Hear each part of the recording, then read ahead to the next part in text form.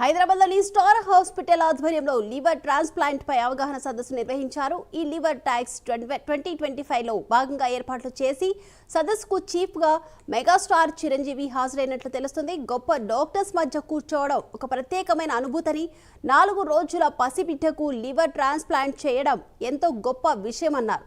తనకు doctor Chiranjeevi MBBS అనే certificate ఇచ్చిన డాక్టర్ గోపీచంద్కి ఎల్లప్పుడూ రుణపడి ఉంటారని అన్నారు. సమాజంలో లివర్ ట్రాన్స్ప్లాంట్ అవగాహన కోసం చేస్తున్న కృషి గర్వించదగినదన్నారు.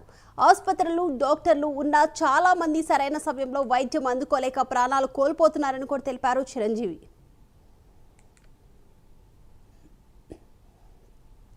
శాఖలో నిష్ణాతులు, అద్భుతాలు సృష్టించిన వాళ్ళు. ఇక్కడ డాక్టర్ రేలా గారి గురించి ప్రస్తావిస్తే ఆయన Guinness book of world record ఉంది. 4 రోజుల పసిబిడ్డకి లివర్ ట్రాన్స్ప్లాంట్ చేసి ఇప్పుడు ఆ బిడ్డ ఏం చేస్తుందో ఇంతకుముందే చెప్పుకుంటూ వచ్చారు.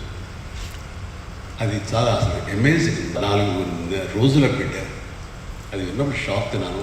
ఆ తర్వాత చాలా సందర్భాల్లో నేను రేలా గారు కలుసుకున్నాము. చెన్నై వెళ్ళాను, వారి హాస్పిటల్కి వెళ్ళడం కూడా జరిగింది. వేరే సందర్భంలో ఆయనతో చాలాసేపు కూర్చోగలుగుతాను. ఎన్నో విషయాలు అవగాహన తీసుకున్నాను. అలాగే ఇంతమంది డాక్టర్ల మధ్య ఇందాక పేషెంట్ అన్నాను, కానీ నేను ఒక డాక్టర్నే అని నాకు ఆ సర్టిఫికేట్ ఇచ్చిన వారు ఎవరో కాదు, నా మిత్రుడు, మా సోదర సమానుడు, మా కుటుంబ సభ్యుడు డాక్టర్ గోపీచంద్ గారు, హార్ట్ స్పెషలిస్ట్ రమేష్ గుడపాటి గారిని కూడా కలుసుకుంటాను. ఆయన అంత సౌమ్యుడు, అంత కంపోజ్డ్గా ఉంటారు. చూస్తుంటే ఒక మంచి స్నేహితుడు భావం కలుగుతుంటుంది. ఆయన స్మైల్, ఎప్పుడు నవ్వుతారు, ఎక్కువ మాట్లాడరు. ఆయన అది పోతే ఇప్పుడే పరిచయం అయ్యారు శ్రీనివాస్ రెడ్డి గారు. ఆయన నా అభిమాని అని చెప్పేసరికి నాకు నా గర్వానికి అంతు గుర్తులేదు. అంత గర్వపడుతున్నాను. ఎందుకంటే ఆయన సాధించినవన్నీ కూడా నాకు చెప్తూ వచ్చారు, ఏమేమి అచీవ్ చేశారు. లివర్ ట్రాన్స్ప్లాంట్ అవసరం ఉన్న పేషెంట్స్ ఉన్నారు. అయితే అన్ఫార్చునేట్గా కొన్ని వేలలో మాత్రమే మనకి ఈ లివర్ ట్రాన్స్ప్లాంట్ సర్జరీలు అనేవి జరుగుతున్నాయి. ప్రపంచవ్యాప్తంగా చూస్తే మన దేశంలో some of the best liver transplant surgeons ఉన్నారు. ఉదాహరణకి శ్రీనివాస్ రెడ్డి గారు ఒక ఆయన, అంటే యూకేలో ట్రైన్ అయ్యి వచ్చి మన సౌత్ ఇండియాలోనే one of the highest number of liver transplants చేసిన డాక్టర్లో వీరు ఒకరు.